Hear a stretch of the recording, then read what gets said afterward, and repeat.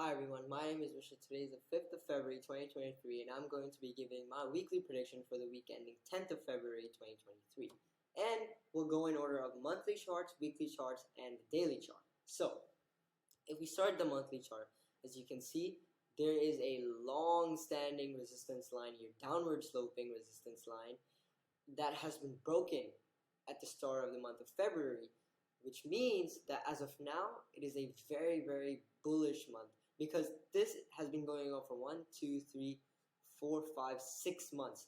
This is a 6-month resistance line which has been broken and gapped above of at the start of February, which as of now is a bullish signal for the month. However, taking into consideration also that the MACD has been steadily going downwards, but towards the start of February and the end of January, as you can see, this has started to bottom and rise upwards, which is a good signal and will most likely be a reversal in MACD if the month closes higher than January.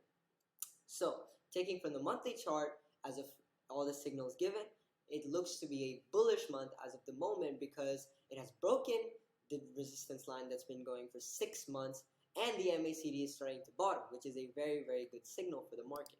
So, now let's move into the weekly charts. Similarly to the monthly charts, there are many, many bullish signals in the weekly charts as well. As you can see, there are 2 candles which are big white body candles, meaning that it is a strong 2-week bullish pattern. And if this week closes as a big white candle as well, it'll form the 3 white shoulders pattern. But as of now, that is premature. Similarly to the monthly chart, again, there has been a long-standing resistance line for a lot of weeks as well, which have been broken in the last 2 weeks, and the week before has closed above it, which is a strong signal that the market is currently in a bullish phase. Additionally, the weekly market is trading in a channel which I have drawn here, and for the week ending 10th of February 2023, there's also the previous bar high and lows which I have drawn, and it doesn't quite show on the weekly chart, but when we move to the daily chart, these lines will become more evident. And all this means is really that as of the weekly chart, it is a bullish signal as of now, which is confirmed by the MACD oscillator as it has been steadily rising, which can be taken as a confirmation, meaning that the week looks to be bullish based on the weekly chart. Finally, let's head to the daily charts for SPX.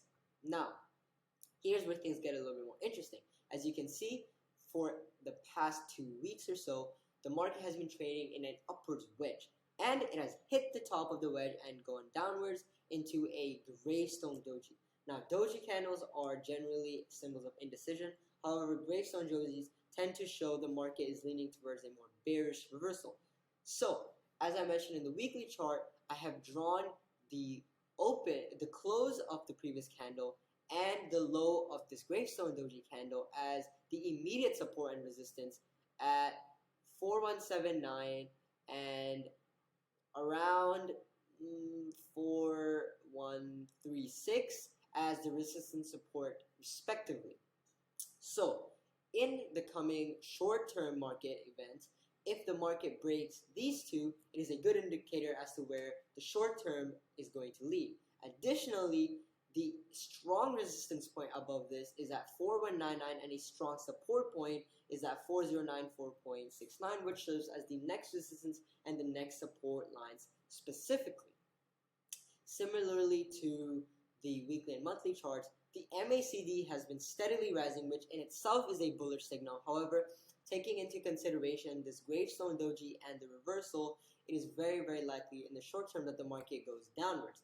And what happens with doji candles is that the next candle that is formed and the color of the body tends to be the direction where the market goes in the short term as well. So, if the market candle next is a white candle and it has to be a strong body candle, not a doji, then it's very likely the market continues to go upwards. However, if the candle is a black or a filled candle, it is very likely that the market goes downwards. And this gravestone doji is a strong indicator that the black candle is probably going to be more likely as well.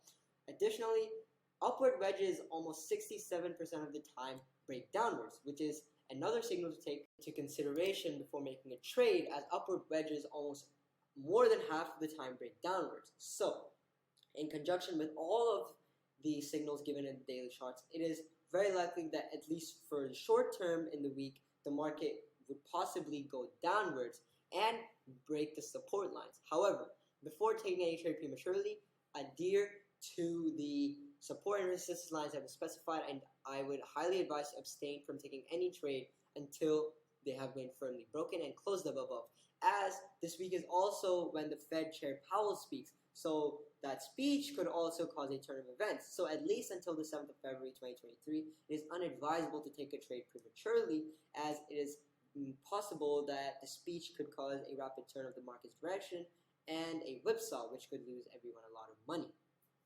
Now that we've covered the technical aspects of the charts, let's go look at the option chain. So for the monthly expiry, the highest CE is 4100 and the highest PE is 4100 with no change in the CE value and a 50-point change in the PE value, which in itself is a bullish signal for the monthly expiry, which, as mentioned from the technical analysis, makes sense, as the MACD and the technical analysis that I made on the chart is in conjunction with the option chain. So the option chain acts as a confirmation for the prediction made off the technical analysis. The premium for 4100 CE is 55.22 and the 4050 PE is 58.52. And for the weekly expiry date, the highest CE is 4200 and the highest PE is 4100, with a plus 150 change in the CE value and a plus 50 change in the PE value, which provides an ambiguous signal, as it is a both bearish and bullish signal. So this signal can be negated altogether. It doesn't provide any clear indication as to where the market is going to be headed for the week. The premium for the 4200 CE is 12.26 and the premium for the 4100 PE is 22.60, with the daily expiry finally having a CE of 4150 and a highest PE of 4150 as well, with a plus 50 change in the CE and plus 100 change in the PE. And again, this provides a ambiguous signal. However, since the PE value is significantly higher than the CE, it can be taken as a bullish indication. However, just to be safe, it is more advisable to absolutely negate this indication altogether and focus on the monthly indication, which is a clear and unanimous decision. For the 4150 CE, the premium is 4.30, and for the 4150 PE, the premium is 26.30. Finally, the put to call ratios for the daily expiry is 2.66, for the weekly is 2.13, and finally for the monthly expiry is 1.87.